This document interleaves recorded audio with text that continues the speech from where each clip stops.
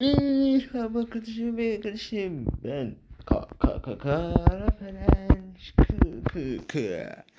Bugün benimle gelen olar dedik ve Azakara filminden bir kısa məlumat başlayacak. Bunun içine iki part var arkadaşlar. Bundan sonra ikinci partında var.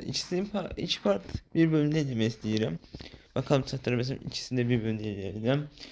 İnleyemesem ikisini ayrı bölümde izleyeceğim. Hadi başlayalım. Xəstələnib yatağa düşən bu oğlan öz vampir həkimi Charles tərəfindən boynundan əmciklənərək həyata qaytarılır. Aradan illər keçir, Edward gəlib çıxır 108 yaşına. Edward'ın 2 dənə bacısı var, qızları da öz xalas uşaqlarına veriblər. Ən balacaları Edward bu gözəl vampir ailəsində böyüyüb boya başa çatıb. 108 yaşına girən kimi Edward'ın maması Edward'ı evləndirməyin dərdinə düşür. Edward və ailəsi ancaq keçi qanı istəkləri üçün Edward'a da halal keçi qanı əmcikləmiş tərbiyəli bir qız axtarırlar. Elə bu moment Edward'ın olduğu sinifə, bu arada Edward hələ də 11-ci sinifdə oxuyur, Bella adında bu qız girir. O ki naməhrəm girdi içəri, hiss eləyir. Edward qoxusundan hiss eləyir və tez başını çevirir. O başını çevirsə də bu Bella düz gəlib Edward'ın yanında oturur. Bella Edward'ın ailəsinə layiq bir gəlindimi deyə qızı araşdırmaq lazımdır təbii ki. Kimdir, kimlərdəndir, bir əvvəlcə qızın arxasıca düşmək lazımdır, bir qohumundan, qonşusundan soruşmaq lazımdır. Siz narahat olmayın, mən özüm Bella'nın arxasıca düşmüşəm. Deməli Bella'nın maması ərinin götündən bir təpik vurub göndərib, gedib özünə başqa kişi tapıb ondan evlənib. Təzə əri də tez-tez ora-bura getdiyindən Bella onlara yük olmasın deyə indi də Bella'nı təpikləyib atasının yanına göndərirlər. Atası da belə yazıq bir kişidir. Sırazda hiss olunur ki, qızına ürəkdən qəfdən bağlıdır. Və Bella kənddə tək qalmasın deyə qızını buradakı dostu ilə tanış eləyir. Dostun da Bella yaşlarında Yaqub adında bir oğlu var. Yaquba yaxşı fikir verin, o da yaxşı təmiz oğlandır. Bunlar özdə uşaq vaxtı Bella atasının yanına gələndə görüblər bir-birlərini. Elə o vaxtdan Yaqub Bella'nı istəyir. Kinonun növbəti seriyalarında Bella Yaqubla Edward'ın arasında qalır, bilmir kimə dabro versin. Yaqub biraz kasıbdır, Edward biraz varlı.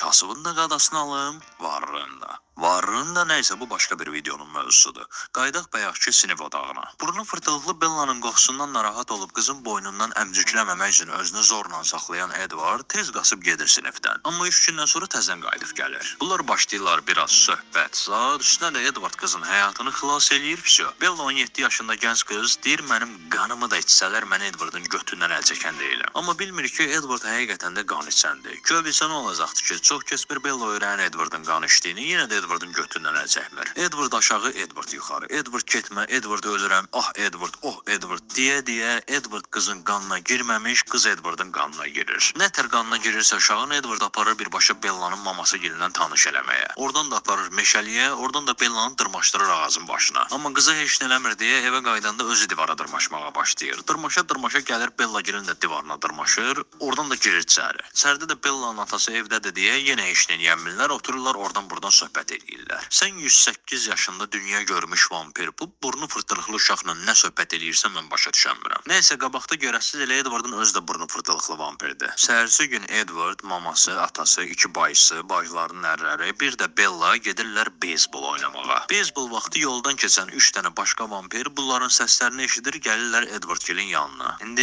Edward'ın ailəsi mərifətli qanacaqlı vampirlərdilər. Amma bu bir 3 dənə vampir isə çox tərbiyəsiz vampirdirlər. Bu tərbiyəsizlər Edward'ın atasıyla söhbət eləyən vaxtı Bella'nın naməhrəm qoxusu bunların burnuna çatır, aralarında yüngülvari bir münaqişə yaranır. Daha sonrasında tərbiyəsizlərdən biri Edward-gili xəbərdar eləyir ki, yanımdakı James adında əxlaqsız vampir naməhrəm zad qozlamır, Bella'dan xoşu gəlib düşüb Bella'nın arxasıca. Yaşlarını bir yerə yıxsan bir eradan çox yaşamış bu insanlar düşürlər bu 17 yaşındakı burnu fırtılıqlı qızı xilas eləməyin dərdinə. Siz də mənə bağışlayın, bir dənə bok kimi bir plan qururlar, planları da onsuz da suya düşür, axırda James gəlir Bella'nı tapır. Amma James qızı əmcikləməmişdən qabaq təzə açdığı YouTube kanalına video çəkməyə başlayır, ona kimi də Edward gəlib özünü çatdırır, Bella'nı xilas eləyir, video qalır yarımçıq. İndi gələk əsas məsələyə. Adı alaca qaranlıq olan bu filmdə mənə qaranlıq qalan tək məsələ Bella'nın bu ailəyə layiq bir gəlin olub olmamağı idi. Amma bu son dərəcə vacib, lazım və müstəhab bir məsələnin ötəri üstündən keçmək istəmədim, ona görə də oturub bu kinonun 2-ci seriyasına da baxdım. 2-ci bölümdə bu burnu fırtılıqlı Bella'nın türlü ağıl oyunları Bella həm Edvardı, həm də qurd adam Yaqubu nətər barmağında fırlatmağından söhbət açılır. Kino başlayan kimi Edvard Bellanı bir gözəl qoslayır. Qoslayır deyəndə, yəni sözün əsl mənasında Bellanın gözünə ruh kimi görsənməyə başlayır. Edvardın onu tərk eləməyindən sonra nasreniyası pozulan Bella dərdinin çarəsini qurd adam Yaqubun yanında tapır. Əslində isə Bellanın tək dərdi Edvard gələnə kimi Yaqubdan ala bildiyi qədər ilgi almaqdır. Bu burnu pırtıqlı ilgi manyağı hələ vampirə çevrilməmiş indi də Yaqubun qanını içir, müxtəlif variantlarla uşağı manipulyasiya eləyir. Məndən ayrılma, məni buraxma, sən mənim üçün özəlsən, amma sevgili də olmayaq deyib, hər dəfəsində bu yazıq qurd adamın qurduğu bütün xəyalları başına yıxır. Bella Yaqub ondan uzaqlaşanda Yaquba yaltaqlıq eləyir, Yaqubla arasını düzəldən kimi qurdu zapaskada saxlayıb Edvardı düşünür. Qısacası Bella Yaquba elə vəziyyətə gətirir ki, o da Edvard kimi Bellanın divarına dırmaşmağa başlayır. Gəl zaman, geç zaman, jobullar yavaş-yavaş qurtla işi bişirirdilər ki, bu moment Edvarddan Bellaya zəng gəlir. Bəli, Araz bəy, buyurun. Araz bəyəm, toxu səni xırtdəydi. Alo. Bu zəngdən sonra Bella Yaqubu qurd kimi yox, artıq it kimi görməyə başlayır. Aylar da yanında gəzdirib ilgisini aldığı Yaquba artıq onun ehtiyacı yoxdur. Yəni Yaqubla işi qutardığına görə Yaqubu çöldə qoyub qaça-qaça gedib Edvardın üstünə tullanır. Vəlhasıl kəlam Edvardla Bella burada ağsaqqal vampirlərlə ingilvari müzakirələr edirlər. Edvardın vampir qohum əqrabaları girir araya bunları barışdırır, kino qurtarır, Yaqub da itə dönür. Artıq Bellanın necə bir insan olduğu haqqında hamınızda ümumi bir fikir yarandı deyə 3-cü bölümü də danışmıram. Amma istəsiz kommentlərdə qeyd edin, ola bilsin 2-ci bölümdə gəldi. Sağ olun, özünüzə yaxşı baxın.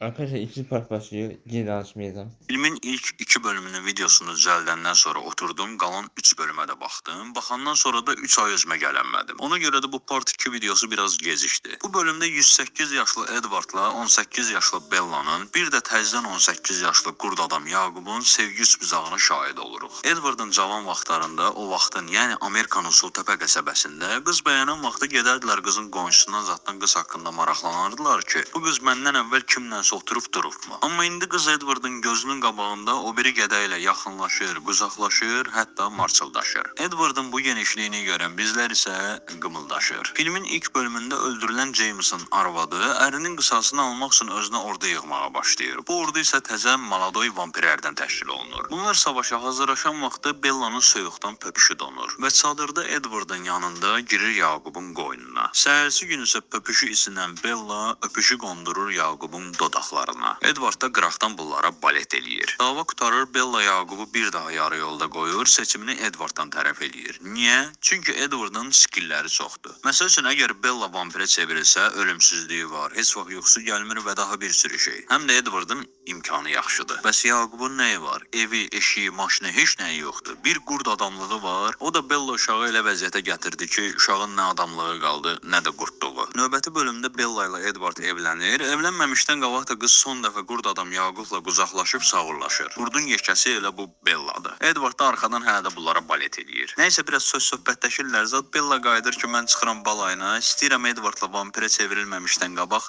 əhəm-böhüm eləyim. Təbii ki, vampirə çevrilməmişdən qabaq vampirlə əhəm-böhüm eləsən, bunun əhəm-böhümlü nəticələri olacaq. Elə də olur, Bella hamilə qalır, 3-5 günə qarnı böyüyür və Bella arıqlayıb çöpə dönür. Plus da ölmə təhlükəsi var. Ayağın da deyir ki, yox, uşaq dünyaya gəlməlidir. Nəsə də gözləyirlər, uşaq dünyaya gəlir, Bellanı əmcikliyib vampirə çevirirlər, Bella ölmür. Bu uşaqda qurd adam Yaqubla imprintdir, nədir, ondan olur möhürlənir. Yəni uşaq böyüyəndən sonra atası bir qızı məcbur Yaquba verməlidirlər.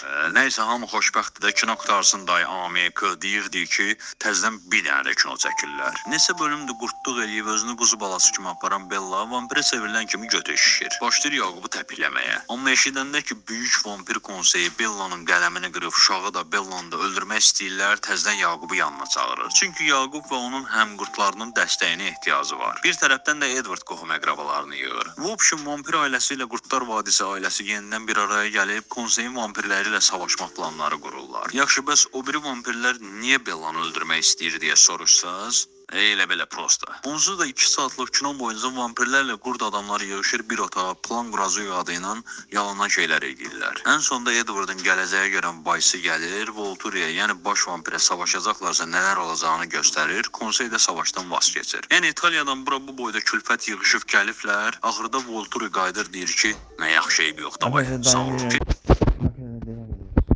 Bella Edward, qızı Renesme, köhnə oğlanı və indiki kürəkəni Jacob meşəlikdə harasa qaçışırlar. İndi biz bu kinoya niyə baxdıq və də nə ehtiyac var idi? Twilight seriyasının ilk bölümü möhtəşəm film olmasa da özünə məxsus albu havası var. Reyləndirilməsi, ssenarisi və s. yenə də ərgən film olsa da kinonu yadda qalan eləyirdi. Amma seriyanı uzada elə bir pox torbası halına gətirdilər ki, illər sonra belə aktyorlar hələ də bu filmdə çəkildiyi üçün özlərindən tanırlar. Robert Pattinson xaric, qalan aktyorlar demək olar ki, Twilight'dan sonra başqa düzəməlli filmlərə dəvət almayıblar. Robert Pattinson da zorla bir təhər çalışqanlığı sayəsində Twilight'ın qara ləkəsini üzərindən ata bilib. Filmi hələlik qoyaq qırağa bir digər önəmli məsələyə keçək. Mənə dəstək olmaq istəyən gözümün işıqları bu filmi bəyənib şərh yazıb dost tanışlarıyla paylaşa bilər. Yox, hala mən biraz da dəstək olmaq istəyirəm deyən dostlarım isə tədricə üzv olduğum Ko-fi platformasında öz dəstəyini göstərə bilər. Mənim və yaxud mənim kimi bir başqa kontent yaradıcısının yanında olmağınız təbii ki, YouTube-a video hazırlamaq üçün böyük motivasiyadır və videoların davamının gəlməyinə kömək edir. Platformanın linkini aşağıya qeyd edirəm. İndi də bu bir qırağa Twilight filminə ilk neçə yaşınızda baxmısınız, şərhlərdə qeyd edin. Biraz nostaljik şəkildə